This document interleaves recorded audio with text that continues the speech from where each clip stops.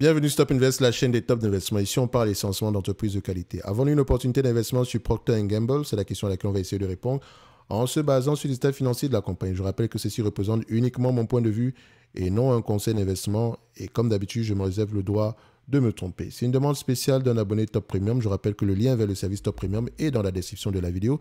Donc, vous pouvez faire des demandes d'analyse quantitative et avoir la certitude que ça va être fait. Des notes d'analyse, vous recevez des notes d'analyse ici sur les entreprises qui, moi, me semblent sous-évaluées, ainsi que les notes de suivi des entreprises précédentes, la watchlist, la communauté privée. Et pour ceux qui ne sont pas intéressés, il y a toujours la Top Newsletter où on partage gratuitement ici des notes d'analyse sectorielles. Ok, j'en ai déjà partagé plusieurs sur la chaîne ici.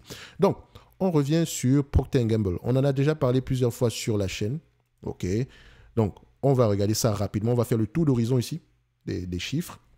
Première chose qu'on regarde, revenus, stabilité au croissant des revenus. On constate ici qu'on a des revenus qui sont en croissance depuis 2017. Faites attention, ça ne veut pas dire qu'on a une perte en revenus ou quoi que ce soit. On a peut-être vendu un segment d'activité ici. Il y a peut-être eu un spin-off ou ce genre de choses-là. Ça peut avoir impacté ici le revenu. OK. Il y a également la croissance. Si il y a croissance, elle provient d'où? Est-ce qu'elle provient des acquisitions? Est-ce qu'elle est organique, etc. Il faut toujours aller vérifier d'où provient la croissance. Qu'est-ce qui drive la croissance ici?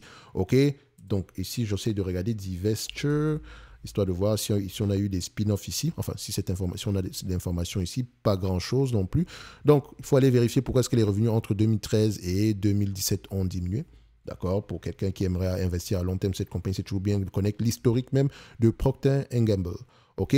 Ensuite, on regarde la marge brute. Est-ce qu'elle est stable ou croissante? Elle est plutôt stable, aux alentours de 49% ici. Donc, ça ne bouge pas depuis à peu près plus d'une dizaine d'années. On aime ça. Est-ce que la marge EBITDA, elle également est stable? On a plutôt une croissance des marges EBITDA. Ça veut dire quoi? Quand les marges EBITDA augmentent, alors que la marge brute reste stable, ça veut dire que l'entreprise devient de plus en plus efficiente. OK? L'entreprise devient de plus en plus efficiente. Donc, le revenu augmente, les marges brutes restent stables, mais l'entreprise dépense moins peut-être en marketing, a besoin de moins d'employés. D'accord? Donc, c'est la raison pour laquelle on peut avoir des marges EBITDA de plus en plus élevées. OK? C'est l'une des raisons. D'accord? C'est pas uniquement ces deux éléments-là. D'accord? Mais j'aime ça. Marge brute, marge EBITDA augmente. Est-ce que les net income et les free cash flow vont dans le même sens? On les compare. Littéralement, net income et free cash flow parlent le même langage. On aime ça. Du point de vue marge bénéfice net ici, vu que les free cash flow et les net income vont dans le même sens, est-ce qu'on a des marges nettes qui augmentent également? On va se dire que c'est plutôt stable. D'accord? Quand on regarde, on dézoome un tout petit peu, sur les 20 dernières années, on avait du 14,5%. Sur les 10 dernières années, 16,2%. 5 dernières années, 18,3%. Ça monte timidement. D'accord? Mais on aime ça. Mais attention, on a du 18% depuis à peu près 2020, donc c'est uniquement 3 années par là. Donc il faudrait vérifier si le management s'attend à augmenter les marges de plus en plus. Donc est-ce que c'est durable? D'accord? Ensuite, on compare ici, est-ce qu'on a une dette nette sur EBITDA inférieure à 5? Elle est à peu près, on a une dette nette ici aux alentours de 1,1. En termes de volume ici, enfin, le ratio est inférieur et aux alentours de 1,1. Donc, vous pouvez repayer la dette nette ici. Si vous prenez les EBITDA, vous pouvez repayer la dette nette ici en 1 an et demi. Moins d'1 an et demi en tout cas. Du point de vue dette nette volume, en termes de volume, on a 26 milliards en termes de volume et les free cash flow aux alentours ici de 14 milliards 500. Donc, on peut rembourser la dette nette ici avec les free cash flow en 2 ans. On aime ça et n'est pas très endetté. Combien de fois les bénéfices, les opérateurs de marché payent généralement pour ce genre de business-ci? Je pense qu'on va recroiser entre 20 et 25 fois les bénéfices. Mais attention, 25 fois les bénéfices, c'est une entreprise mature. Hein. Je ne pense pas qu'on ait une croissance également très élevée. Donc, même si sur les dernières années, c'est du 5, 3% par là. Attention, ça, c'est la croissance du revenu.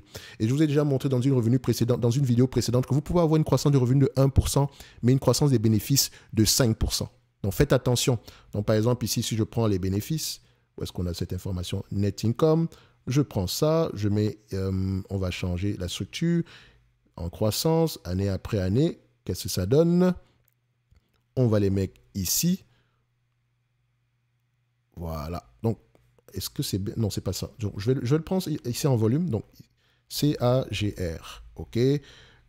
Bénéfice net, net income, net income, net income. Voilà. Où est-ce qu'il est? Net income. Voilà. Sur les 10 dernières années, histoire de comparer, je pense que j'en avais parlé sur une vidéo ici, mais on va le refaire ici. Donc, ça, c'est sur les 10 dernières années. Et là, je vais le prendre sur les 10 dernières années. Le revenu, on a une croissance sur les 10 dernières années du revenu de 0,23% sur les 10 dernières années. Croissance moyenne. Donc, alors que les bénéfices nets ont connu une croissance de 2,62% sur la même période. Si on prend les 5 dernières années, on a une croissance des revenus de 4,18%, mais une croissance des bénéfices de combien sur les 5 dernières années, je rappelle. Ici, on a à peu près... Voilà. Non, on va le prendre là, ici. Oh. Pourquoi est-ce que ça me fait ça? OK, là. Voilà. Donc, on a une croissance des revenus, des bénéfices nets aux alentours de 8,49%, alors qu'on a une croissance des revenus de 4,18%. D'accord? Donc, oui, on a une croissance des revenus, mais les bénéfices augmentent plus vite que les revenus. Le volume de croissance est plus élevé. Donc, ça vous montre encore que l'entreprise est très efficiente. OK? Pour $1 de revenus supplémentaires, d'accord, elle encaisse ici un bénéfice net supérieur. Je pense que le bénéfice net ici, je ne vais pas dire que c'est $1 également, mais on a un chiffre plus élevé que la croissance des revenus. Donc, ce qui me permet de dire ici qu'on a une entreprise qui est de plus en plus efficiente. C'est une bonne chose. D'accord? C'est une bonne chose. Donc, il ne faut pas souvent sous-entendre que parce qu'on a une croissance des revenus de 10%, on aura une croissance des bénéfices nets de 10%. Non. Parfois, c'est même le contraire. Revenu 10%, bénéfice net moins 10%. Donc, il faut toujours aller comparer les deux et les mettre sur le même graphique. En tout cas, combien de fois les opérateurs de marché payent pour une entreprise pareille, qui augmente ses bénéfices plus rapidement que la croissance de ses revenus? Donc, on a ici, le marché paye 25 fois les bénéfices en moyenne. Bon, je connais le chiffre à peu près, donc je vais quand même le remettre ici, price. Voilà, on met ça là. On prend la médiane ici. OK. Donc, sur les 20 dernières années, il paye 23 fois les bénéfices. Sur les 10 dernières années, il paye à peu près 25 fois les bénéfices. Sur les 5 dernières années, 26 fois les bénéfices. Donc, le marché s'emballe sur les 10 et 5 dernières années. Donc, j'aime également regarder le price to earning, mais en prenant en considération les bénéfices nets attendus sur l'année suivante. Donc, en ajoutant cet élément-là, on a des informations un peu plus ajustées, c'est un peu plus conservateur ici, donc j'aime bien ça. Donc, on voit ici que la médiane sur les 20 dernières années, c'est 20 fois les bénéfices. Sur les 10 dernières années, on est à peu près à 22 fois les bénéfices. Sur les 5 dernières années, 24 fois les bénéfices. Donc, ce qui me permet de dire que si je dois prendre des PER différents, ici, je prendrai entre 20 et 25. 25, je suis optimiste. 20 fois, je suis à peu près correct. Donc, je reste à peu près, c'est mon hypothèse de base. OK? Mais bon, ici, on sera très optimiste. On va le prendre à 25 fois les bénéfices. D'accord? Et quand on dit 25 fois les bénéfices, ça sous-entend qu'on aura au moins une croissance aux alentours de 5% sur les années à venir avec une croissance des marges. OK? Donc, ici, on me demande de payer $144, disons $145, un business qui pourrait me rapporter $7,45 d'ici 2025, d'ici 2026. OK? Quel est le rendement ici par rapport à mon coût d'acquisition? 5,13%. Est-ce que les analystes ont tendance à faire de bonnes prévisions ici? Oui, ils ont tendance à faire de bonnes prévisions. On vérifie également si les free cash flow vont dans le même sens. Oui, c'est également ça. Donc, les analystes ont tendance à faire de bonnes prévisions ici. Si j'achète cette compagnie et qu'elle s'est négociée à 25 fois les bénéfices, quand elle rapporte en 2026 sur $7,45 de bénéfices nets, elle peut se négocier à $186.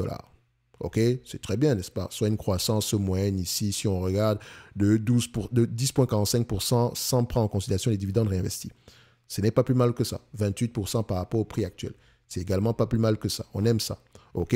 Donc, ce n'est pas quelque chose d'extraordinaire, mais c'est 25 fois les bénéfices. 25. Or, si le marché s'ajuste, regardez ici, il paye en moyenne 20 fois les bénéfices sur cette période-ci. Vous allez remarquer que si on le prend à 20 fois les bénéfices, on va être aux alentours de $145. Donc, pour moi, je dirais qu'au prix actuel, elle est correctement évaluée. Et je n'ai pas pris en considération la dette, tout simplement parce qu'elle peut rembourser cette dette-là à 2 ans ici. Également, on pourrait la prendre ici, si vous voulez, pour ceux qui sont qui aiment le chiffre, qui aiment avoir des chiffres exacts ici. Vous pouvez reprendre la dette nette ici et faire vos propres calculs. Je pense que Procter & Gamble ici, il y a de grandes chances que, voilà, elle mérite à peu près un prix aux alentours de $186, entre 145 et $186 par là au prix actuel. Donc, maintenant, à vous de voir si ça vous intéresse.